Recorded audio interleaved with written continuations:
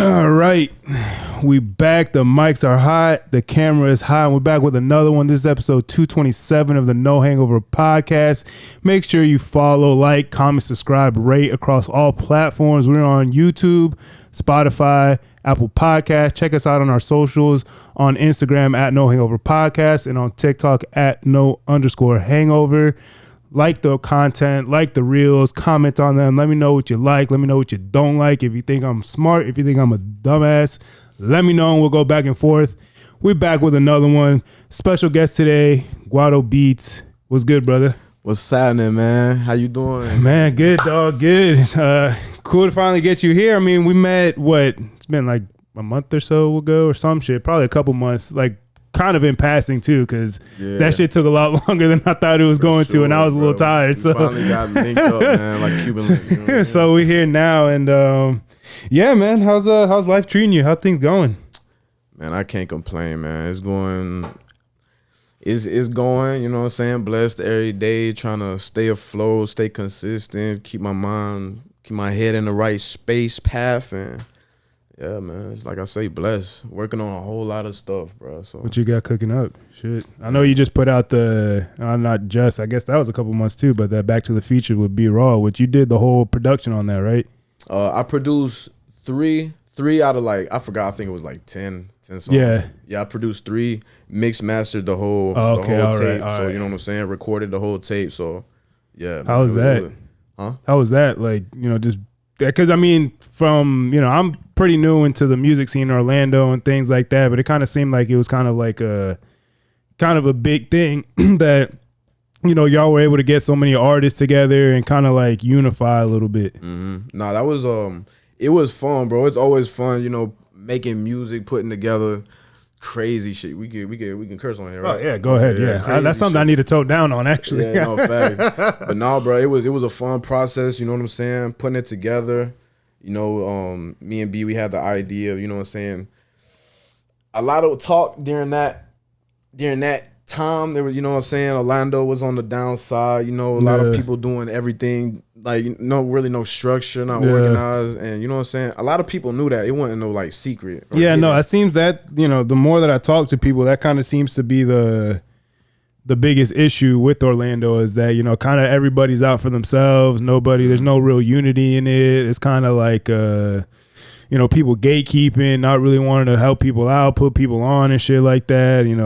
A mix of all those things. It's a little mix of all that, bro, because it's like because at the same time, folks still trying to figure shit out, bro. Like, yeah, for sure. Yeah. And because I always tell everybody, just like certain folks used to tell me, there's no right or wrong way to succeed in this field that we in, you know what I'm saying? Facts. Like, folks could do one thing, folks on this side could do a whole nother thing, and they'll still be at the same point, you know what I'm saying? Yeah. So I guess that's all it is, bro. Like, folks figure shit out for them, you know what I'm saying? And like I say, I'm from a small town, so moving to Orlando, you know what I'm saying, a lot of different people, a lot of different personalities, and sometimes I know why some people feel like that. You know what I'm saying? If you work hard for something, you figure something out.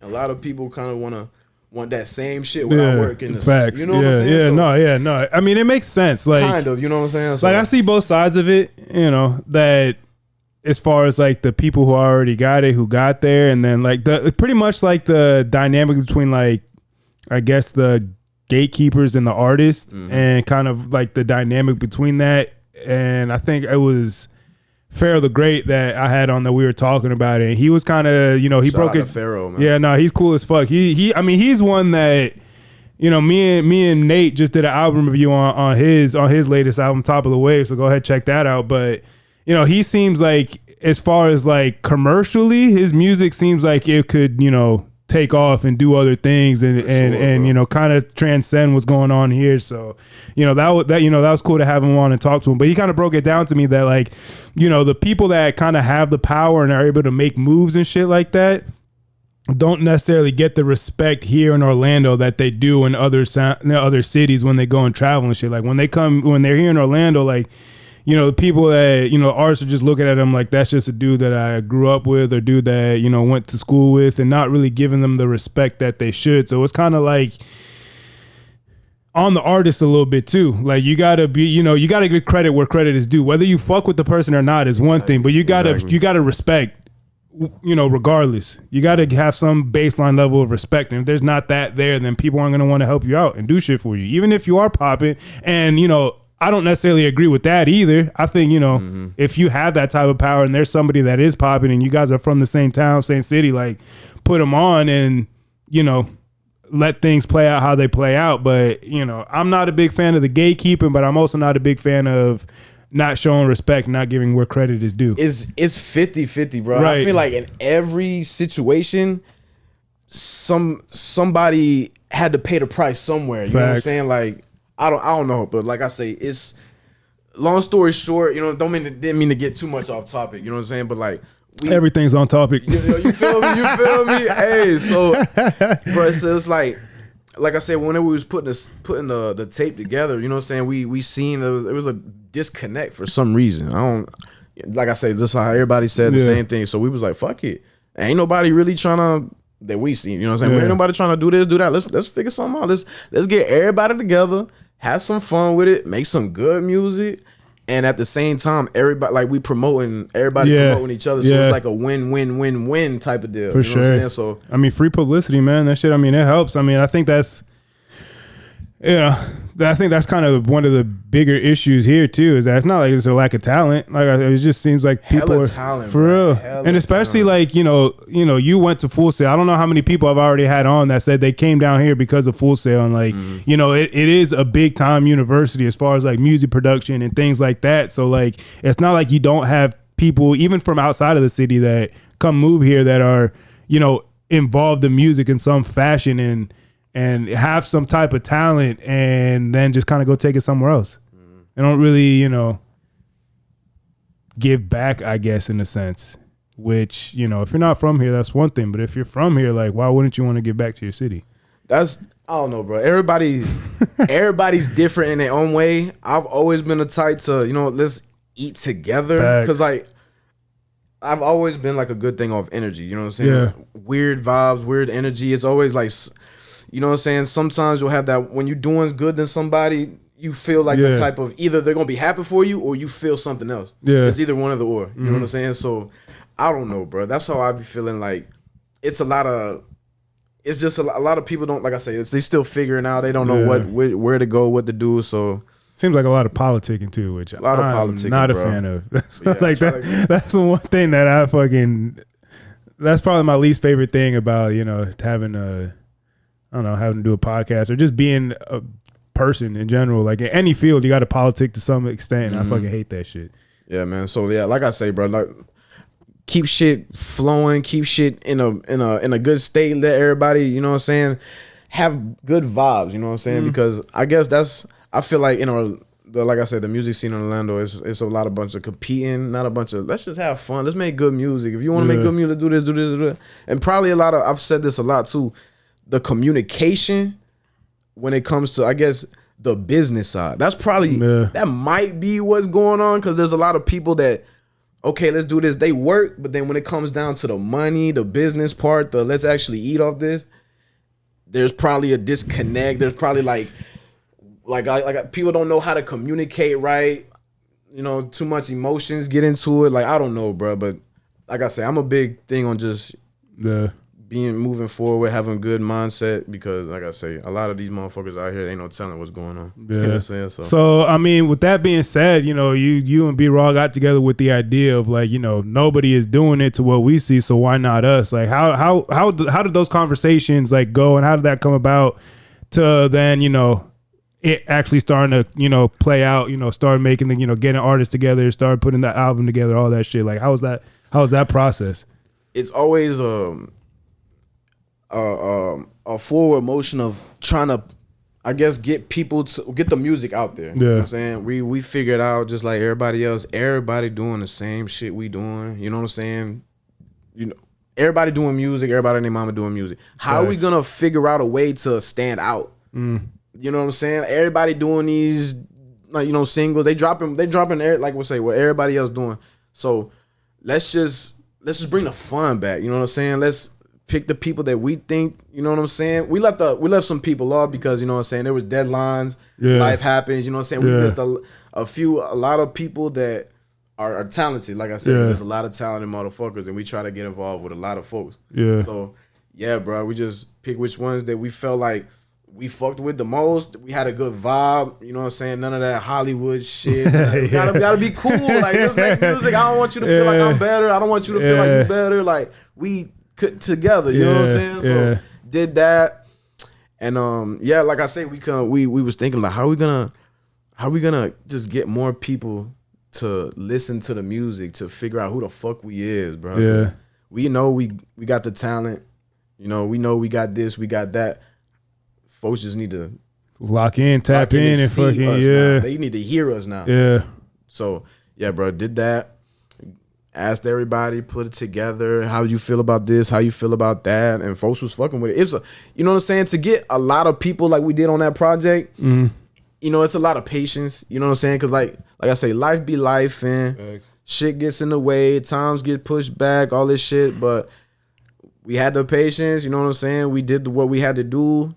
And we put it together, and I would say it did way more than what we thought it would do. For real? It would have done. Yeah. It did way more. Everybody was happy. Everybody else's audience was happy with them. And you know what I'm saying? Yeah, that's something that I did notice when I listened to it, because me and Nate did an album review on that, you know, and shout out to B Raw too. I mean, it's a testament to him that, you know, he was able to get on and kind of like match every artist for like kind of what their vibe was and what they were going to and what they were, you know, what their you know, calling card is in a sense. And he was able to get on there and kind of match that. And it kind of shows, you know, his talent and his, you know, him being able to kind of be a chameleon but still, you know, cut through and not like blend into the beat and not kind of fade in and, you know, fall back too much. So, you know, that definitely was, you know, it was cool listening to it. And then, you know, again, being able to sit down with him, you know, I sat down with Tony.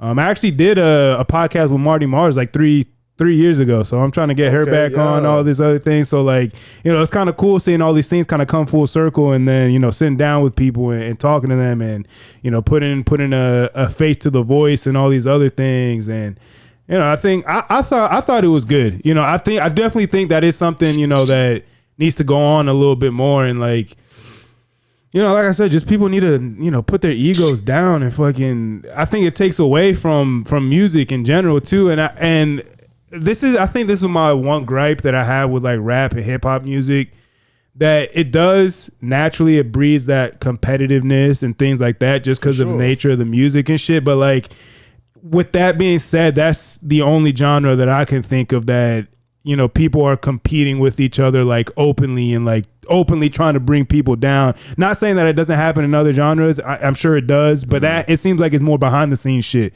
This is the one genre that it's out in the open. Like, we're dissing each other on tracks, and, you know, if you're getting more than I am, then I'm gonna be hating on you, and if I'm getting more than you, I'm shitting on you and all this other shit, which is part of it. But it also kind of, for me, takes away from music, because music to me is like collaborative on every level, and it starts to become less of that when it's, you know, it's popping my shit time, and then people start feeling some type of way. So it's kind of like a double-edged sword in that sense. But, you know, for what it was, I thought it was great. You know, I think, you know, it's definitely something to build on too. So, you know, with that, you know, what is it that, you know, how do you build from that moving forward? You know, you got the tape out. It's been out for a couple months. You know, you're doing the promo runs. I see B-Raw doing the track on the tracks with the different artists and doing the videos and things. So like, how do you build from that to kind of, I guess, reach that ultimate goal? Well, what we doing, you know what I'm saying? We getting the music, we got the ammo, you know what I'm saying? We getting all we need to get, stacking up on top of whatever, you know what I'm saying? So now it's like, it's time to push the product. You know what I'm saying? Like, packs in. Now it's time to go sell them. You know what I'm saying? Yeah, facts. That's what it's time to. You know what I'm saying? We've been in the lab. We've been working on our sound for years, bro. You know, it's trying to perfect it, trying to get it to where we want it or where we think we need it to be. You know what I'm saying? And we said to ourselves, this time is time to, you know, lock in, let everybody, like I say, let everybody know who we are, push brand awareness. With this tape, it's like I said, it did more than what we expected it to. You know what I'm saying? We got different flows on the whole track, so it's like whenever it's time to push it, whenever it's time to promote, like I say, it's a win-win for everybody. He gets promoted, the featured artist gets promoted, and I get promoted. You know what I'm saying? Because it's like, so that's pretty much what we're doing, bro. Just working on shit to push it out. You know what I'm saying? There's really no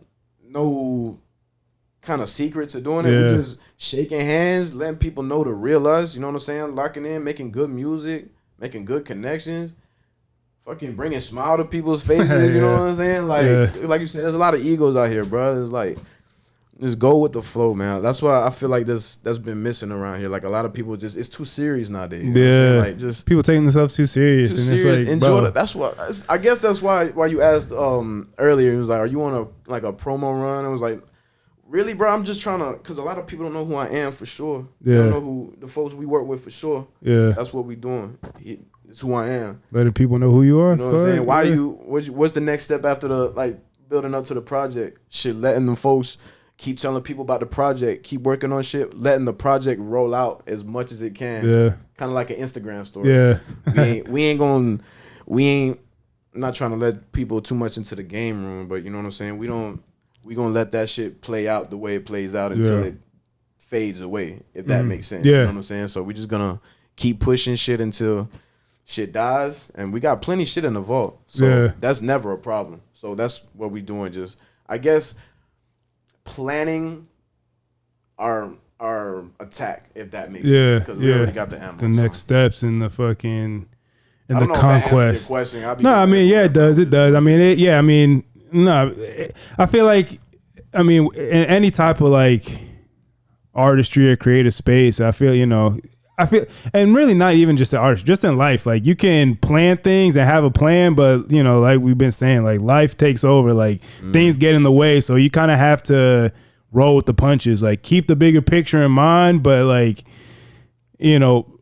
this comes up, so now we're going to have to pivot and do this. Exactly, or this happened, or didn't, this went better than we thought, or it didn't go as well as we thought. So now we got to have to, reevaluate what we're doing and different plan of attack, but like keep the bigger picture, the bigger picture, and keep the end goal. So no, that definitely, it makes sense. So you said you moved down here from Georgia, you went to Full Sail, got into the music production. Was that something you were interested in before? Obviously, but like how involved were you in it before you decided I'm going to make this move down to Orlando, go to Full Sail and things like that? Because I mean, being from a small town, I moved up to Pennsylvania from Orlando for a year, the small Lancaster, like tiny ass little town. Mm-hmm. So like, it's definitely like, it wasn't a culture shock, but it was like, oh shit, like shit's different out here. Like they ain't shit to do. In Orlando, people complain that there's nothing to do, but then you go somewhere where there ain't shit to do for real, and it's like, oh fuck, it really ain't. You got to make your own fun out here. So like, how was that? Like, I guess, where did that, idea or passion for trying to do the music production come from, and like what led you to Full Sail and coming to Orlando? So, to make a long story short, I wanted to be a rapper back when I was in middle school, shit like that. So I'm guessing that's how everybody start. You know what I'm saying? I wanted to be a rapper. You know what I'm saying? I started. You be spitting though? No. I haven't spit and goddamn and like since 2019 on one of my boys' features. Shout out Cool Dre, and I'll never do it again. You know what I'm saying? That's the exclusive, the one and only. You one and only. You know what I'm saying? Go y'all search up Cool Dre for that. You know what I'm saying? But yeah, man, I wanted to be a rapper. I was playing sports. I was real big into sports, so I was never into music at all. No band, no choir, no nothing, bro. What sports you play? I played football, my main. I had soccer. I bet. And I wrestled a little bit, but football and soccer was my main shit. So I was always like a jock type of dude, you know what I mean? So wanted to be a rapper, started, clicking up with people in the school who was doing the same shit, recording. I was recording myself. I never went to a studio, so I pretty much taught myself how to do everything, bro. So did that. And yeah, bro, just linking with everybody in the city, out the city, just creating, just building up my name, I guess. Doing that, and it took a turn. Folks started wanting me to record them instead of me record with them, if that makes sense. So it was like, yeah, I'll go to your studio. I don't know nobody else that sound like you. So putting two and two together, I just cha-ching, saw dollar signs. You know what I'm saying? I might as well. I like doing it to myself. You know what I'm saying? I like making myself sound good. Why not get paid to do everybody else? So figured that out. I wouldn't say took over the city I was in, but I made a big enough impression where, you know what I'm saying, I could do whatever I wanted. You know what I mean? So I was decided, you know what I'm saying, I want to move, you know what I'm saying? I want to go somewhere. I was out of high school, fresh out of high school, working with my pops, you know what I'm saying? So I was like, and like I was in a small city, bro. Like where I was at, it was like one red light where I grew up at. One red light in the whole town. Yeah, exactly. Oh my God. So yeah, but wasn't nothing there for me. You know what I'm saying? Yeah, it's kind of like outgrew the city. Yeah, you outgrew where you were from. So I came across Full Sail, bro. I don't know what the hell made me want to do that. Like just go to I don't know. Yeah. But music, school, Orlando, hell yeah. You know what I'm saying? Sounds good to me. Sounds good to me. I mean, but I went down there with strict motivation. Like, bro, like I'm talking about I ain't know nobody. I had no family. I went there, you know what I'm saying, on some solo shit. And went to Full Sail for a good 2-3 years, I think. And I'm gonna put this out, man. No disrespect, you know what I'm saying? I really don't like telling a lot of people like I went to Full Sail, you know what I mean? Because at the end of the day, they really didn't do much for me, but bring me out here, if that makes sense. I would have never been in Orlando if it would have never been for me wanting to go to school. You know what I'm saying? So I guess it's the gift and the curse. Well, I mean, because you were saying you already had learned all this shit already before, like you were self-taught. So like, I'm not against school. I think school and university and all that shit has a place, but nowadays with the internet and how much information there's out there, like YouTube University, bro, you're telling me YouTube University has got me through some shit, bro. Listen, certified bro, masters in YouTube University. And the reason I guess I went to that school was because I felt like I was missing something. Was there any other options like that you were looking at, or it was just like Full Sail and that was it? No, I wasn't even gonna go to school, bro. I was running shit up. I was working, stacking my pay, recording. You know what I'm saying? I did not want to go to school. I tried to go to community college back where I was from like 2-3 times. I was like, fuck it. I was like, I don't need that, man. If I can make money, I don't need no business degree. You know what I'm saying? Like I was doing this shit anyway. So like I said, I felt like I was missing something that I needed. Like a finishing touch for the last like putting music out. I always felt like I was recording music, but I was missing something. So that's why I went. Yeah. So yeah.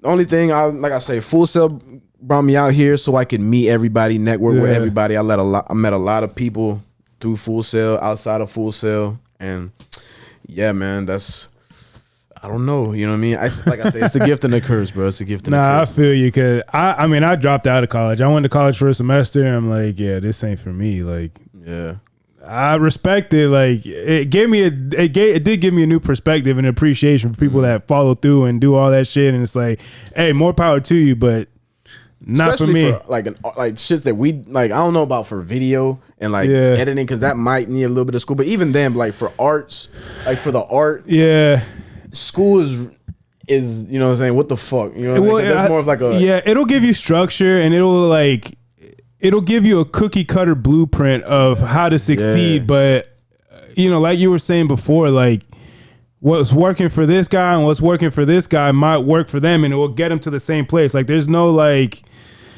exact science to it. You know, there is like nowadays, just like with most things, like, you know, with sports, with music, you know, you can whatever finances, there's a blueprint that you will reach a certain level of success now, and it's out there just because of the internet and of social media and all these other things that, like, if you follow these steps, you will get to this level of success. And it can guarantee you that baseline, but it's not necessarily going to guarantee you anything above that. And that's where kind of, you know, most of them should be 20 years old, you know, 20-year-old knowledge, you know what I mean?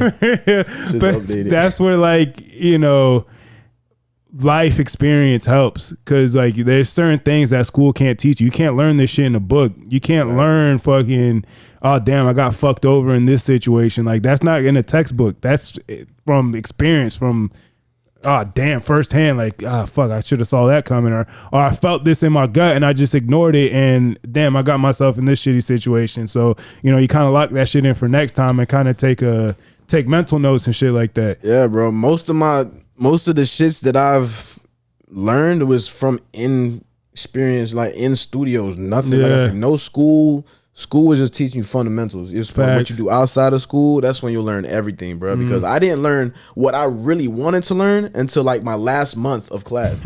Like, because I guess whoever hasn't went to Full Sail, they do it in months, like different curricular for different months. You know what I'm saying? So 1 month you'll go intro to music. One you'll do Photoshop, Pro Tools, whatever. Yeah. But I ain't learned anything until the last month, and it was like I say, I was there for 3 years or 2 years, and I was like, what? I was like, man, I could have just signed up to a studio intern. You know what I'm saying? I was doing that too, but I'm like, bro, I felt like I wasted so much time. But I mean, school, like you said too, I mean, it's a good place to meet people and network too. Of course, you got to take advantage when you see them. You know what I'm saying? Because if I didn't, shit would have been terrible. I'm not gonna lie to you. Yeah, I mean that.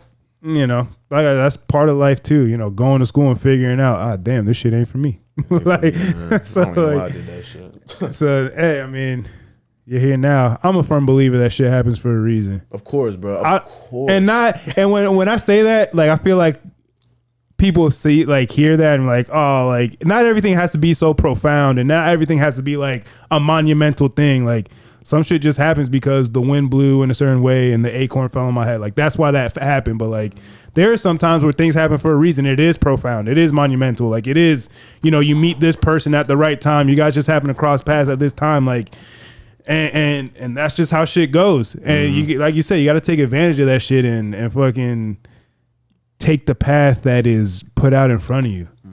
And some people think about that shit way too hard and fucking overthink themselves out of a situation or out of an opportunity or and shit like that. And that's where it's like, damn, dog, like, that shit was right there for you. Everything that you wanted, everything that you were working for was right there, and you just were thinking too much. Like, I feel like me, I'm kind of that person. Like, I ain't gonna lie, bro. I like to break. I don't know why I break shit down to every detail. I don't know why, but I just like to know the ins and outs of whatever I'm doing. Yeah. I don't know why. It's just I've always been that person. I don't think that's a bad thing. I think that's, in theory and on paper, that's a good thing. I think it is good to. I'd rather have somebody overanalyze something than underanalyze it.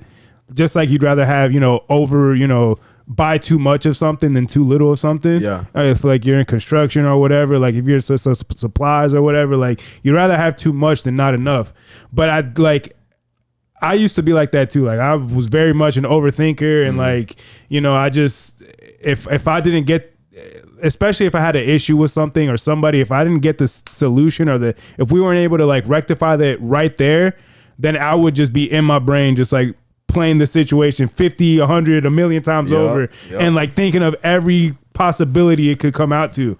But I'm like, damn, like, I need to learn how to take that and like hone it in a little bit, because I don't think it's a bad thing, but like too much of anything, like if you're, you shop too much or you gamble too much or you drink too much or you smoke too much, it's bad.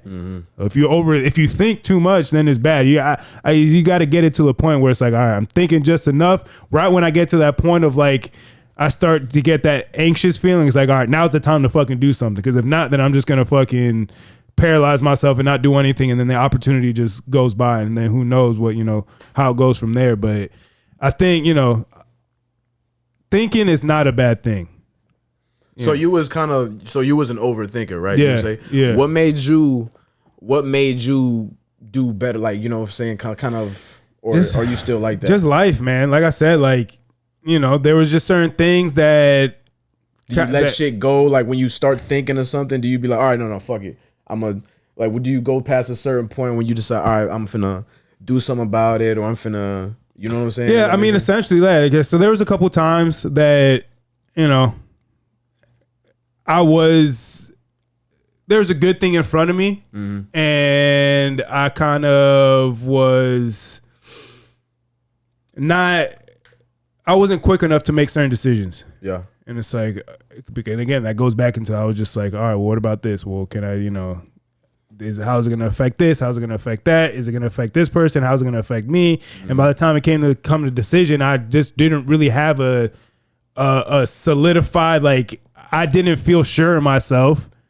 So I made the decision with with not enough clarity, and it kind of, I wouldn't say I've made any like too poor of decisions, but it has definitely, there's been moments in my life where it's like, well, if I would have, you know, really taken what I knew was right at that moment, or like understood, like, cause I feel like, so for example, football, I played football. I grew up here in Orlando. I played at Lake Howell. At my junior year, our spring game, we had a good game. We balled out. I had a few big plays and shit like that. And there were some bigger schools there. Not nothing too big. Like I think Georgia Tech and USF and things like that. They were like, hey, my defensive coordinator was like, all right, like if you do what you got to do, these schools are going to come get you, and they're going to come, but you got to get your grades up. You got to do this. You got to do that. And I guess in this instance, it wasn't really much of overthinking. It was more of just being stubborn and thinking like,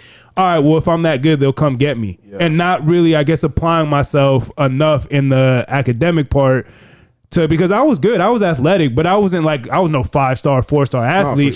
So like, they're not going to pull strings for me to come play at their school. So I had to be good on the school and on the field as well. And I kind of lacked in the school because of, A, B, and C reason. So I think in that instance, it wasn't as much as overthinking as it was just stubbornness for me. And it's like, all right, well, now I need to learn how to like not be so stubborn and kind of move off of things and understand when, I have the information. I know what I'm doing. Now let me apply it and let me just fucking go seek the help. Let me go do this. Let me go do that to make sure I can, get to where I'm trying to get to in my life. And again, it has never been, luckily, that, it's been too dire of a situation or too life altering. But, there's those little moments where you think it's like, well, what if I would have went left instead of right? And, where my life would have been, or, so. But I also, at the same time, try not to get too much into it because I very much enjoy my life and where I'm, my path to get to where I'm at right now, and the people that I've met and the experiences that I've had and things like that. So I feel like that also goes into it too, that like I try not to overthink or dwell on my, past choices and decisions, and just understand, well, that's done. I've done it. There's nothing I can do to reverse it. I can only, try and make it better from here. I can't change the choice that I just made. It's already been made. So what can I do from the point that I'm at right now to make it better or feel more satisfied or, whatever the case may be? I be thinking like, I be fighting myself the same shit when it comes to, I guess, my businesses. Whenever I started, like, cause I go to war with my thoughts all the time about like, what do I think like the audience would like? What do I think they won't like? What would make them turn their heads? Like if I posted some way, somehow, like it would get more like this if I approached somebody a way than I did to somebody else. Like, that's like the type of overthinking I do. It's like more of like a strategic, or like, I don't know if that's just me just talking shit, but with me, it's like with the beats, like with my brand or whatever, you know what I mean? Like it took me a long time to figure out what I was gonna call it, what I wanted the logo to be, the colors, like shit like that. But it's domino effect. It goes down the line like that. So that's how I, like, my overthinking, it's always like that. Like, I don't know if it's gonna be good enough, if that makes sense. Everybody say it is, but then it's like, okay, I'm trying. My problem is I wanna be effective to everybody's, you know what I'm saying? Like get everybody's niche, everybody's. Yeah, and it's impossible. That's just impossible. Yeah, I figured that out, bro. Fuck that. That's just impossible. Y'all gonna have to deal Trying with it. Trying to fucking please everyone is you're gonna be stressing yourself out. You're gonna be the only one left fucking sad and fucking depressed because it's like, well, damn, like I try to have fucking please everybody and this one person still didn't fucking like it, and it's like, god damn. And that's why I asked you just a while ago. I was like, so what made you, like, what helped you overcome like that kind of, and to me, that kind of what it was is like, bro, I'm trying my hardest. I'm going crazy above and beyond, trying to make shit look perfect, sound perfect, do this and do that. It's always gonna be one person be like, nah, I ain't gonna lie, that shit. You know what? Fuck you then. you right. You know what I'm saying? But all 100 of them, everybody else, it's cool. But, and that's kind of, I think that just kind of comes with, like life, just like trial and error, and just all right, that didn't work, and it worked for me, and I liked it, and it worked for them, but you know they didn't, and you know why didn't they, or whatever. But like, you know, you just kind of again just fuck it, gotta figure shit out, like trial and error. And there's, you know, sometimes you'll hit a home run first at bat, and you're fucking boom out of the park. And then sometimes you're going fucking 0 for 4, 0 for 5, and like, damn, like what the fuck, like what am I missing right now? And it's just, I feel like what's helped me is that just as long as I'm okay with it, and as long as I feel like I put my best foot forward and I put my best effort into it, hey, then I can go to sleep, even if someone's gonna talk shit, even if someone's gonna, oh, that was a shitty take, or what the fuck, like you sound dumb as fuck or whatever. I'm like, all right, well at least I'm out here doing something. Like, come on now, what are you doing? You're just sitting behind fucking keyboards typing shit, finger popping each other's assholes. Real shit. Damn, that's a fucking hilarious movie. Oh, shit. Nah, but for real though, and that's kind of what helps me, especially now that I've been posting a lot more, and like, you know, these last couple of reels that I posted have been kind of, you know, hot takes or whatever, and people have been letting me have it and let me know that they think I'm stupid and let me know all this shit, but like, that's feedback, me, right? I need you to tell me something. For real, to me, that's like, that lets me know that I'm doing something good. It's better than commenting than not commenting. Facts. You know I'd rather have somebody comment on my shit than not comment on my shit. Bro, the fact that you took time out of your day to tell me I was ass, hey, keep on doing that shit. Keep on telling me that I'm ass. Like, that's, you know, that's what I do. And like, that's also, you know, in podcasting and stuff, that's kind of, you have to, or in music or in sports or whatever, you kind of have to understand what you're getting yourself into. And like, especially when you're putting yourself out there to be criticized, you have to understand that people are going to criticize you. Yeah, and I never got, don't mean to cut you off, bro, I never got that when there's artists, bro, out here that get mad. They get mad when people tell them their song's not good. You know what I'm saying? And I said the exact same thing, bro. I was like, bro, you gotta know what you're getting yourself into. You're coming into this game for people to judge you. You know what I'm saying? Like, you're pushing something out because, I mean, if they are the ones that get to let you know if you're, you know what I'm saying, they're the ones that's gonna buy your music. Facts, or, you know, if you don't please them, you know, because they always say, you know what I'm saying, don't make music for the audience. Make it for you. At the same time, I don't know, because you're putting it out there for the audience, you know, and if they don't fuck with your shit, it ain't going to equal out. You know what I mean? I mean, just with that, I think there's a fine line between that. I think, you know, like you were saying, like doing you and being yourself is usually what's going to sell and get you to where you want to go. But, you know, you do kind of have to listen to your audience and, you know, take their feedback for what it is. And like, part of that is being able to, you know, sift and decipher what is just people just talking shit and just trying to get a rise, and what is, you know, actually somebody giving you constructive criticism and like actually telling you like, hey, this is working, but you know, you could probably improve in this and this, or that sounds great, but you know, did you try doing this? And you know, again, you got to be able to decipher what is what, and I feel like it's pretty easy. You gotta leave your emotions out of it, bro. Well, like, yeah, I mean, that's number one. That's number one, bro. I feel like a lot of people, it's art at the end of the day. I know it's your baby. Like, I've heard this, it's your baby. You cherish it. You love it with your dearest might. But let that bitch go, because at the end of the day, it ain't, and it's yours, but you're putting it for them to, you know what I'm saying? So artists, I'm gonna tell you, if you making music, if you producer, if you doing art, if you doing something that's you creating yourself, you know what I'm saying? Yeah. And you giving, if you giving it to the world, take whatever folks are telling you. Use it as fuel, use it as knowledge. Like, go back to the drawing board. Somebody said that shit, ask them why. Yeah. Ask them questions, you know what I'm saying? If they ain't got nothing to tell you, then that's a hater. If they then it was like, all right, well, bitch, fuck you. That's simple. But like, deconstruct the negative shits, if that makes sense. Deconstruct the negative sides, because that's gonna be hard, but that's also what's gonna make you win at the end of the day. Well, I think also too, like, people see it as like everything that they put out is like their finished product, and like it's what they are, and it's like, nah, especially for artists, like, you continuing to grow, and it's not just a linear path. Like, that shit, just like everything has ups and downs, and you might put out a song that's hot as fuck, and the next one you might put out, it don't really do as much, but like, it's an ebb and flow of shit. You can't just let one thing like dictate your whole fucking creative process or like your whole outlook on what you are as an artist. Because again, like you said, people are gonna be out there. Literally, there's people out there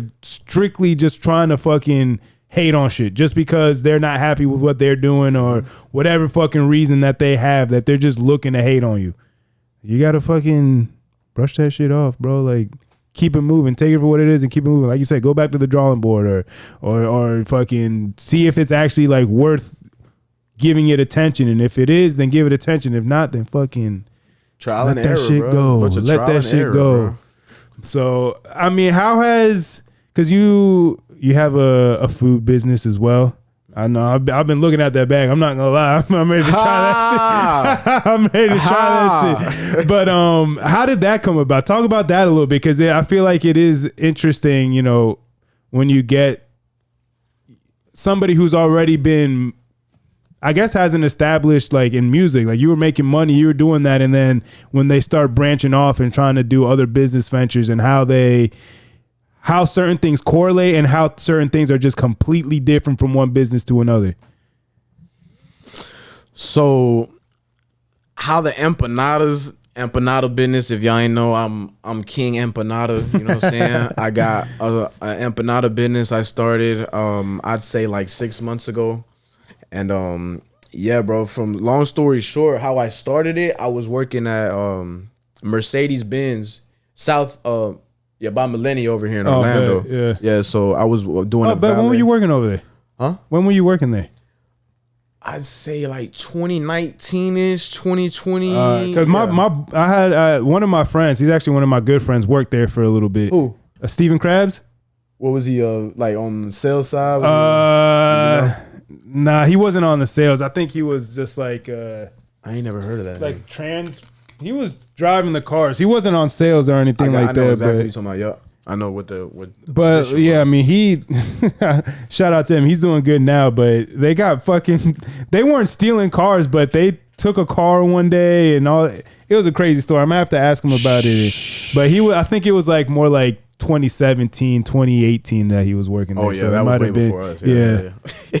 But yeah, bro, I was working there, valet, and there used to be, you know, on Fridays, there used to be little people that come over there, you know, with just foods, cakes and shit like that. And, you know, they be taxing because I'm pretty sure they know they're at Mercedes. Yeah. So, like, I know where the money's at. Yeah. And I don't know what it was, bro. I used to make empanadas. I wasn't even that big on empanadas. You know what I'm saying? It was a thing that I would cook for myself every now and then. Yeah. You know, I wasn't too crazy over it. You know what I mean? Yeah. But I liked empanadas. Like, you know what I'm saying? I love to eat them. So one time, I don't know why. They're good as fuck. Shit. I think, I don't know what it was, but I was eating empanadas one day and I was like, what if I decided to just bring shit to work? Like, cause everybody be talking about this is overpriced doing this. They be going to Chick-fil-A. That was the main thing, cause Chick-fil-A was right across the street, spending the Chick-fil-A points. I was like, man, how can I bring smile to people's faces? You know what I'm saying? How can I make money while I'm making money doing on my job? How could I make Fridays better? You know what I'm saying? Yeah. Because I mean, it's payday, but I mean, at the end, you still got to work. You know what I'm saying? You still here at work waiting for the paycheck. So I'm like, okay, let me try this. Let me bring like a I think it was like a 30 pack of empanadas, bro. Bring that. And then shit, so like folks sold out in like, quick. Like an hour, bro. Like not even. And I was like, okay, I'm gonna try. We got some here. Yeah, we got some. It ain't trash because shit, you know what I'm saying. People came back. So I was like, okay, so I was testing it, try every other Friday, and shit, same thing. Sold out. Kept cooking more. Sold out. So now I was like, okay, cool. I figured out, you know what I'm saying, that I got something. Yeah. And it took you could ask B, bro. Like he was putting it in my hands, like, bro, like you, like these motherfuckers fly, like you need to do something. I was like, I know, but I mean, I ain't trying to rush it. I'm a big person on like not forcing shit, not jumping into shit too quick, because you know what I'm saying. I like to observe everything piece by piece. So yeah, bro, it was a while. I'd probably say like a year of just, you know what I'm saying, doing shit inconsistently at the job, and then I, you know, moved on people still ask me for empanadas. Okay, cool. And so I decided one day I was like, yo, bro, like, let me, you know what I'm saying? If they selling out, people like them, people want them. Let me just put this like a stamp on them, because me, I'm more type of like, I would like to build long term. I don't like, me and my eyes, like the businesses that I run, the shits that I've controlled. I like to form them and build them to, if I leave, somebody else could, you know what I'm saying? Over that shit. Take over this shit. So yeah, bro. Figured out like how I needed to do it, you know, did the brand and all that shit. It took me like a year to figure out what I really wanted to do with it. And yeah, bro, just did it. You know what I'm saying? Go to dealerships, Benz first of all, and then I just start driving, delivering, and to right now I formed a system, you know what I'm saying? I'm needing to start hiring more like delivery drivers. I'm doing everything by myself, bro, because it's starting to get to that point. I'm doing events, I'm doing catering. So that's one thing I wanted to do besides the music, because I know the music is always going to be there. But at the same time, I've always said this, bro. Like, there's not a lot of people that spend money on music. There's not a lot of people that are getting rich off music. That are paying bills off music, unless you're really, really doing shit like. So it's like, okay, not that I'm giving music a break, but I'm in reality, you know, in the real world. So let me start another business. Yeah, you got to push it on the back burner sometimes. And, you know what I'm saying? Do what's hot. Yeah. I'm pretty sure. I knew. I was telling myself this. Not everybody grandma gonna buy my mixtape. Like your grandma not gonna buy my mixtape, but your grandma gonna buy my food.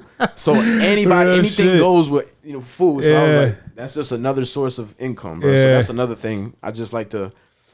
I don't like to work for, you know, I don't like 9 to 5s. You know what I'm saying? It's nothing against them, but no, they fucking suck. They suck, bro. They stop you for doing what you want to do, bro. And once you start making money on your own, this is what I always told people, bro. Once you figure shit out, start paying shit on your own without having to work for the man. Yeah, without having to ask for none or tell nobody telling you what to do, bro. You start gaining a different type of confidence. Like, bro, like I could really do this. I could really make money off this, and can't nobody else stop me except for me. Yeah. The fuck. So are you fully independent on that then? Like you're not clocking in anywhere or nothing like. Bro, I've been clocked out for a good 6 months.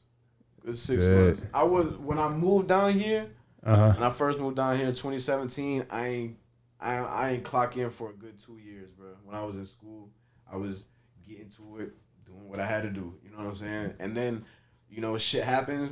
Gotta get a job. You know what I'm saying? This is Orlando. I'm from Georgia, small town where like $400 is a month. That shit'll take you fucking far. Yeah. Good, nice house. Damn, that's wild. Over here, shit, $400. Fuck, that would barely pay your gas for a month. You know what I'm saying? Like, I'm like, bro. So I don't know, bro. Shit just. Hey, that's what's up though. I mean, I feel like, you know, for me at least, that's the goal. You know, I still got my little 9 to 5 and things like that. But and it's not easy, bro. Trust me. A lot of people like of course not. Shit, people make it look good online. I'll be the first one. Well, I mean, that's social media. They're gonna make everything look good and make everything look fucking like I'm fucking awesome and I'm living the glamour life. But they don't see the fucking man hours that they got to put behind that shit. People be asking me, "It's like, bro, you ain't been like, how is it since you ain't been working?" I was like, bro, I'd rather be working because you know you gonna get money at the end of the day. When you not working, you gotta work for like you every gotta day. Find your money every day. fucking day, bro. And it's like if you ain't locked in up here, it's not for you. It's not for you. Cause I had plenty days where I was like, bro, let me download the Indeed app again. Let me see what's going on. Yeah. And then, you know what I'm saying? Shit just you catch yourself and like, damn, I'm gonna be back.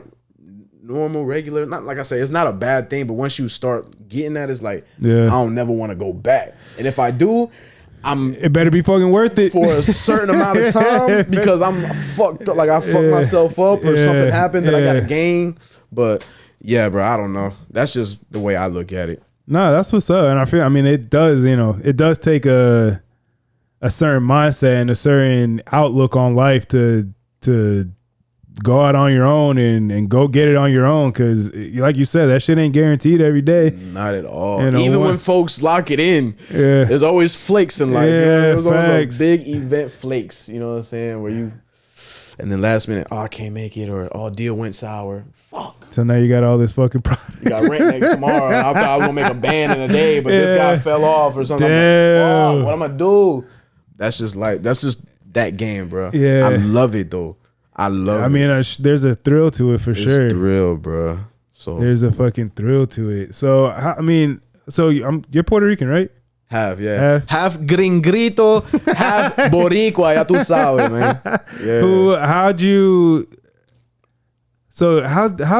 end up? How'd your family end up in Georgia? Because Orlando, obviously, you got Kissimmee right there. That's little Puerto Rico over there. But how'd you end up? Because I'm Puerto Rican as well. Both my parents are from the island. I'm first generation over here. So but how do you? Which is kind of because I know we just end up everywhere. There's nowhere there's not a Puerto Rican spot or it's just we can adapt. But how'd you end up in small ass little South Georgia where you said there's only one fucking stoplight? It's just wild. Bro, I ain't gonna lie. I asked my mom the same thing. I was like, how are you? Your dad is? My dad is American, white, and my mom is Puerto Rican. Okay. So long story short, bro, they met in Puerto Rico. You know what I'm saying? So he was security at JCPenney's. Oh, nice. He was head security at JCPenney's, and my mom was working in a department, whatever. Yeah. And so they got together, and then my pop's family, they was everywhere spread out, but not to put too much business out there, but my pops, he had a family member that I guess promised him something at a dealership or something where we was at the hometown, right? Good money, good this, good that. He ain't tell my pops the business was going out of business. You know what I'm saying? So he kind of sold him a dream. Yeah. So got down there, didn't want to go down there at all. It was just for that reason, and that's how we ended up there. Shit fucked up, and then he started his own business, you know what I mean? And he had his own paint company. That's what I was working with when I graduated, with my pops doing a paint company. But yeah, man, we moved down there, and pretty much that's where we settled at. We considered it home because of the situation. Yeah. And when shit went south, I was young, so I didn't know what the fuck going on. So when shit went south, we just made that our home. Stayed there. You know what I'm saying? Home base. Would you say you get that mindset though, that entrepreneur mindset from your dad? Seeing him kind of, I mean, I don't know how much you saw of it. You say you don't, you didn't really understand what that struggle was, I guess, from a young age. But for me at least, my stepdad, I didn't really realize it then, but growing up, and then as I was able to kind of look back on shit, he started his own business. He was working at some fucking corporate I can't remember the name of it off the top of my head. But then he left that. He started a business where he was closing loans and things like that. And that was going well. He was making fucking money. And then the recession happened and all that shit. He lost that. And then he started his own roofing company. And I didn't really realize it then because we never really went without. So it wasn't really I didn't even really see the repercussions of that. But then, as I got older, talking to him about shit, you kind of start realizing it's damn, he was, and then piecing that together with he was always coming home late, still making dinner, still providing all these other things. It definitely was oh shit, he was fucking busting his ass, and kind of indirectly influenced me to and that, I mean, I've always kind of been like that. I've always from a young age, I realized that the 9-to-5 shit isn't gonna work for me for my whole life. I need I don't like working for somebody. I don't like taking I don't have a problem with authority, but it's not my favorite thing. I don't really like being told what to do, and I gotta be here at this time, and it just never really sat well with me. So you did that influence you at all, or is my pops had a lot? First of all, R.I.P. my pops. You know what I'm saying? R.I.P. He was I learned a lot from him through like I say through the business side, and yes, he did influence me a lot. Seeing all the, like I said, when shit goes south, see how he would, react, how he would fix things. It wouldn't be the best, but shit got fixed somehow. You know what I'm saying? So yeah, I especially when I grew up older and when I started working with him after high school, I used to ask him a lot of shit like, why would you do this? How would you operate the business? Why would you, just little shits and this and that. So I would say that he influenced me a lot, bro. Yeah, my pops played a big role. So that's what's up. Yeah, that's what's up. Yeah, because I mean, I think that's, again, I feel like people don't realize how important those things are, and like how impactful, those moments in your life are when, in those development years and things like that, until, you're in your 20s, early, you're able to reflect back on that shit and be like, oh, damn, like that, all this shit makes sense now. It makes sense, bro. And it sucks though, because it's whenever you're already grown and it's like, damn, you know what I'm saying? Like, now I know why everything was how it was, you know what I'm saying? It was, your brain couldn't comprehend that back then, but it's like, damn, but for me, it gives me a better appreciation, and like when I was, obviously when you're young, you don't really know any better, and like, luckily I had, I grew up, pretty well. Like I said, I never went without, and even when we were, down or whatever, like it never showed, or it never showed enough to where I can notice it. Right. So it's like, regardless of anything, whether I agreed with certain things or didn't, or if we bumped heads or not, like I can always respect and appreciate somebody who's gonna provide and like do their job and like make it look seamless and effortless, and not really like, I guess like show the hardship of it and shit like that. It's a walk in the park for them, as it right, looks like it. Right, you know what I'm right. And behind them is all war. Gotta respect motherfuckers like that. Yeah, no, that shit is definitely gives perspective. Definitely makes you appreciate shit more. So yeah, shout out to Joe. That was my stepdad. Good for him, Shout out Papa Joe, man. You know what I'm saying? Yeah. Nah, he's good people. All the hardworking fathers. Facts. What they say, the present fathers. Yeah. The ones that don't just get by. I'm talking about the ones that make a way. You know what I mean? Those are the ones to shout out. You know what I'm saying? You got any kids or anything? Yeah, bro. I got a daughter. Oh, nice. I got one daughter, bro. And I love her to death, brother. I never thought I'd have a kid, but no, you didn't want any kids or anything? I wouldn't say I didn't want one, just not this soon. If that makes sense. So it made me. I had her when I was 21. You know what I'm saying? So it was. It wasn't like a teenage baby, but it was way younger than what I thought. Yeah, I mean, listen, my parents had, my mom and my dad had my older sister. My dad was 16, about to be 17, and my mom had like just turned 18. And like from early, I started realizing, I'm like, damn, I'm like, what, 12, 13? My dad was about to have a kid in 3 years. Like, ain't no way. No way. Like, really make you grow up now. I was like, what the fuck? Like, even when I turned 16, 17, 18, 19, I'm like, no way. Like, how the fuck? Like, I could not. Like, that shit always, like, every year, like, it would just be like, damn, like, props to them, because that shit is. It's hard. It's very difficult, fuck. Bro. I don't have any kids, and I know that shit's hard. Yeah, man. So, like, I want some, and I think, I think right now, like, I'm going about it the right way, and starting to plan for it and all these other things. But everybody that I talk to says, you can plan as much as you want, but there's no, there's nothing that's gonna get you ready and prepared for that shit. Like, it's just, I'm not gonna lie, bro. It's not as bad as what people say. It's easier if you have a support system like your family. Yeah. But bro, I always tell dudes, if you're a stand-up guy, if you take care of business, if you are fucking, if you get your shit done, prioritize this shit's the only thing you got. I know you're gonna lose sleep. That's about it, and you're gonna, that's about the only thing. You're gonna be annoying, because you gotta. For me, is you always gotta be aware whenever when you got a kid. You always on 10. It's never relaxing, and that's the mother got her. You know what I'm saying? That's with me. So that's the only time. Like, that's the only downside of that, and the cost. You know what I'm saying? But other than that, bro, shit's.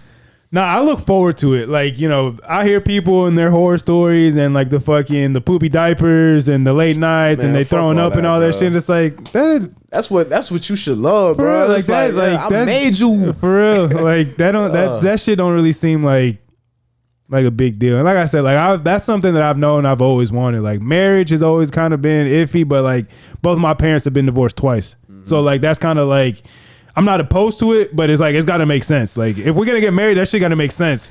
And if I do, it's only happening one time. I'm not doing that shit again. Listen, so bro, like, and I tell you from experience, bro. If whenever you do decide to make that choice of having your baby or whatever, please make sure. I mean, you can never know, what I'm saying, but make sure you at least that you connected with the person, that y'all really love each other. You know what I'm saying? Because a lot of people, it's a lot of get-togethers and accidents. You know what I'm saying? Like mine, I didn't want to happen, but at the same time, I wasn't leaving my shorty at the time. My baby mother. You know what I'm saying? Like she was who I wanted to be with. You know what I'm saying? So it's like I didn't care. Okay, we can be pregnant. A lot of people was like, damn, I don't know what the fuck I'm gonna do.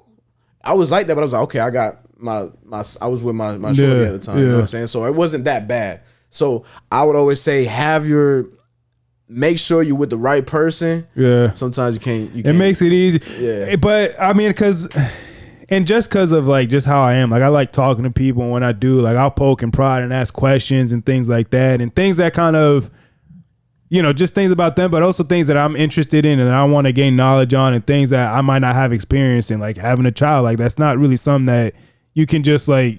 You only get the experience by having it. So like I'll ask questions, and I've talked to so many different people about it.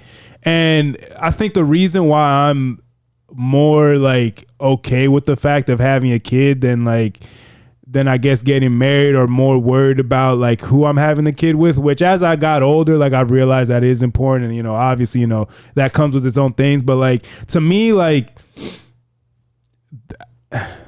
having a kid is like you made that decision, not even made that decision, but essentially, if you're going to be a man at night, you got to be a man in the morning. Yes, sir. And we're both adults. We knew what we were doing. We were fucking and doing this and not wrapping up or whatever the case may be. So like, if you're going to be a man at night, you got to be a man in the morning. Like that's nothing. There's like to me, like there's nothing that child will do that would not make me want to take care of them and love them and nurture them and all this other shit. They didn't ask to be here. Exactly. Like with a relationship, it's much different because like both of you are both your own individual people. You guys have most times in life, like there, especially nowadays, there's not too many high school sweethearts that are, stay together. So you're meeting people. Yeah, you're meeting people that have already lived life. They have their own experiences, things like that. And I've come to realize that, you can love somebody with all of your fucking heart, but sometimes that's not enough. Nope. It's not enough. And it sucks. And it's a sad reality of things, but like that is the truth, especially when, you add a kid, or if you're moving in and then there's finances involved and the other factors. So like, that might not always work, but that will always be my child. Mm-hmm. So that's why like, I tend to lean more towards that, and like, hey, if I have a kid, with somebody that wasn't ideal, then yeah, that's gonna suck. But like, you see the mindset you're talking? Yeah, that's the right mindset. A lot of motherfuckers that be like, I ain't want to do, like, it was an accident. I ain't got shit to do with that motherfucker. Like, what do you mean? You know what I'm saying? Like, just off that mindset, you good, bro. Like, you weren't thinking that when you were fucking knee deep in the. You know what I'm saying? Like, just off that mindset, how you talking right now, bro? You ain't never got to worry about bullshit with having a kid, because you are gonna be the one to make sure that kid good. Man, you gonna make sure y'all good. And that shit seems so fucking like, I don't know, like, it just seems so fulfilling. Like, it just seems like, for me at least, like. I believe in, I have my beliefs and all these other shit and things like that. But like at its very like core and at its basic, I feel like people are here to reproduce, and that's it. And once you do that, like you have fulfilled your basic purpose. Now, obviously with society and like, with all these other things, jobs, accomplishments, accolades, you can add to that. But like at its very core, I feel like every living thing is on this earth to reproduce, pass on its DNA, and then everything else is just icing on the cake after that. So like that, I mean, I feel like just having that type of mindset with that, it just, I just feel like it'll make it easier. And again, I'm talking out of my ass completely, but like it seems like it really is as hard as you're gonna make it. Like it's gonna be, if you make it more difficult, then it is gonna be that. It's already gonna come with its hardships and difficulties, but if you make it more difficult, like it's on you essentially. And like I say, bro, if you stand on 10, if you are that stand-up guy, you are not gonna let anything go that far down, if that makes sense. You know what I'm saying? But that's like I said, it just comes to who you are at the end of the day. Yeah. And can't really talk much about that. Talk much on that because everybody's their own self. You know what I'm saying? Everybody's raised differently. I can't tell you how to do you, whatever. You should just know better. Yeah. You know what I'm saying? So shit. I'm about to take a quick tea time. I'm about to get some plates, heat this up real quick. We're about to eat these on air, and I'll give you a fucking live review of these empanadas because I've heard great things about them. I even got your sticker on my water bottle, and I haven't even tried them yet. So take a quick tea time. We'll be right back. About to heat these things up. Yes, sir. Shit. Is there any like specific ones? Or we back, and we got food. This is the first time I'm gonna eat. You know, do a little food review on here too. So. Oh, we the first to do it. Soldier Boy, you know what I mean? So here we go. And they look good too. We put them in the air fryer, heat them up a little bit. But even when I was unwrapping, that shit smells good. So let's see. You said how many? I'll let you explain. We got 4 different flavors here. I'll let you explain, and then we'll fucking give it the old taste test. All right, man. No problem. So what we got right here, we got 4 flavors of empanadas. So I got 4 flavors on my menu. We got beef with cheese, which is the classic OG. Everybody smack those. Then we got the chicken flavor. Then we got Philly cheesesteak, which they're calling it the Orlando cheesesteak empanada because that bit kind of, you know, it's smack. You know what I mean? And then we got empanada de pizza. Those ones are good. Entiende? So they say, like I say, I ain't trying to brag, but a lot of people say that these are better than the ones from the motherland, the island, Puerto Rico. I don't know. Shit. I'm going to let them try. All right. Listen, there's enough talking then. We about to try it. And you said this was what kind of sauce too? We got homemade garlic cilantro sauce. This is green gold in a container with a cap. You know 8-ounce container of gold. Here we go. All right, so here we go. Let me see. I guess I'll try this first one right here. I'm going to put my microphone down. Try to keep it up so y'all can hear me, but if not, then we'll get back to it. So let's see. What is this one right here? Is this the beef? Beef and cheese? That's beef and cheese, yes, sir. We got beef and cheese. I'm not even gonna dip it yet. We'll see what's good. Yeah, man. While you doing that, I'm gonna go and pull up. Damn.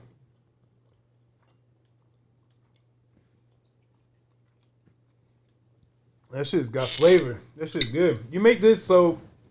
Well, I want to ask you, like, are you just going like to the store and getting stuff, or are you like going to like where are you getting your product from? I don't want to. I don't want you to put out all your secrets and shit. But put you a little bit in the game. We'll put your foot in there. You know what I mean? So, you know what I'm saying? We got homemade empanadas, homemade. We got homemade dough, but depending on how big the order is, you know what I'm saying? We gotta go. You know what I'm saying? We got a third party. You know what I mean? So, we do that. There's a lot of local places that I go to, you know. I ain't even gonna say the names, but yeah, I get everything's homemade, bro. The meat, you know what I'm saying? Put my seasoning in there, a little bit of that. Yeah, damn, this shit's good. Yeah, man. Chicken got a little bit of thing, you know what I'm saying? A little bit of that. Everything you can buy from the stores, you know what I'm saying? You could get it yourself. Anybody can make these. And this is recipes you come up with yourself?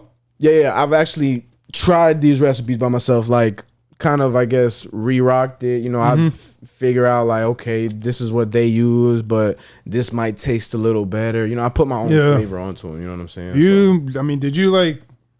You a chef? You cook? Like, is it just? I cook. Before everything, bro. I cook for myself. This is the chicken, right? Fam, that's the chicken. Yes, sir. Damn, this shit's good. Cook for myself. Maybe I'm just hungry, but no, definitely I'm hungry too. But them bitches smack though. I ain't gonna lie. But yeah, bro, like I know how to cook, bro. Like besides that, like for myself, just on occasion, I cook. Like for regular, every day I cook. You know who taught you? Is it just like learn by yourself? Because I mean, I cook, but like I don't really like. I know how to make shit. I know how to like cook a steak, cook some chicken, like throw some shit together. But I wouldn't like consider myself anything special. Like, I know how to get by. Like, is that something that you kind of just learned on your own, like by necessity, or did you learn from somebody? Well, my pops and my mother, you know what I'm saying? So my mother, she always used to cook the Puerto Rican dishes, or, you know, arroz con habichuela, con all that, con todo. But, you know what I'm saying? So I used to ask her, how you do that? Because if I ever wanted to cook this, I want to cook it by myself. Yeah. So she used to, back when I was little, she used to tell me things, and I just learn, and then my pops, the steak, all the meat, pause, you know what I'm saying, everything on the grill, that's him. So with a grill, I'm crazy. On the pot, I'm crazy. You know what I'm saying? Shout out to my folks. You know what I mean? Hey, that's what's up. Hey, you gotta know how to cook for yourself. And I've mentioned this before, bro. It's a cheat code for the ladies, man. If you know how to cook, like, sweetheart, why you want to go to Roof Chris? I could cook. Especially because chicks really nowadays don't really be cooking like that. Say it again. Chicks like that nowadays don't really be cooking like that. All right. All right. Said it for the people in the back. Said it for the people in the back. You know what I'm saying? Like, no shade, but if the shoe fits, you know what I mean? But no, this is good. God damn. I'm gonna leave these other two for off air. We did good time on this. Yeah, Gwado, it was a pleasure. Man, I appreciate you having me out here, you know what I'm saying? Having me a part of the podcast, a part of the movement, you know what I'm saying? Of course, man. Like I said, we're trying to do something out here. I'm trying to not only put on for the people that I, my city that I grew up in. I'm from Orlando, so like, I want to do that, but like, there's bigger picture. I want to, give this platform to everybody and anybody who wants something, who's got something to say, wants to say something, and whatever. So we out here doing it, dog. You too. I mean, I see you working, with the empanadas. I see you working on the beats. I see you posting now. Hey, let me know where you at. I'll pull up to you and we'll get shit popping. And that's how you make it. People want to think that it's all easy and fun and games, and they see the finished product, but people don't see the behind the scenes and the groundwork that it takes to be successful in whatever field, whether it's any field, whether it's music, podcasting, food, fucking construction, manual labor and the art, whatever it is. Like, people see the finished product, but don't see what it takes to actually do that shit. So, it's cool, being in that space now of people who have that similar mindset and are willing to do the same things that you're trying to do to achieve their goals. So, man, I appreciate you for coming on. Man. It was real. I appreciate you for the empanadas. I was hungry as fuck. I just got back from the gym, so this is good gains for me. You know what I'm saying? Real protein. Like I say, I appreciate you having me. I've been seeing you do your thing. Keep going. Keep being consistent, brother. And I'm a match the energy. And you're welcome to come on whenever you want. So, you got a space here. If you want, go ahead and plug up your social medias, shout out whoever you want to shout out, and then we'll close this thing out. So, you guys, like I say, Gwado Beats on all the social media platforms, Facebook, MySpace, Twitter, Instagram, you know what I'm saying? Gwado Beats, at Gwado Beats. Follow my empanada page, Gwado's Empanadas, you know what I'm saying? Yep. And shout out my boy Eric, No Hangover Podcast, you know what I'm saying? Sir. We have hangovers a lot, but not that much, you know what I'm saying? So in my older age, I do. You know what I'm saying? But I appreciate him having me out here. Shout out to every artist in Orlando that's making it, that's trying to make it work. Shout out to all the participating dads, you know what I'm saying? Sir. Shout out to all the good mothers that's making it happen, shout out everybody who's positive out there in the world. You know what I'm saying? I love all y'all. Word. Don't bring no bullshit over here. You know what I'm Not over here. We in that shit quick. Yeah. So that's episode 227 of the No Hangover Podcast. As always, make sure to like, comment, subscribe, rate, follow across all platforms. We're on YouTube. We're on Spotify. We're on Apple Podcasts. Check us out on our socials at No Hangover Podcast on Instagram and on TikTok at No_hangover. Like the reels, like the content. Let me know what you like. Let me know what you think. All criticism is good criticism. Everybody love everybody. Deuces. Haha. That shit's good. Yeah, man.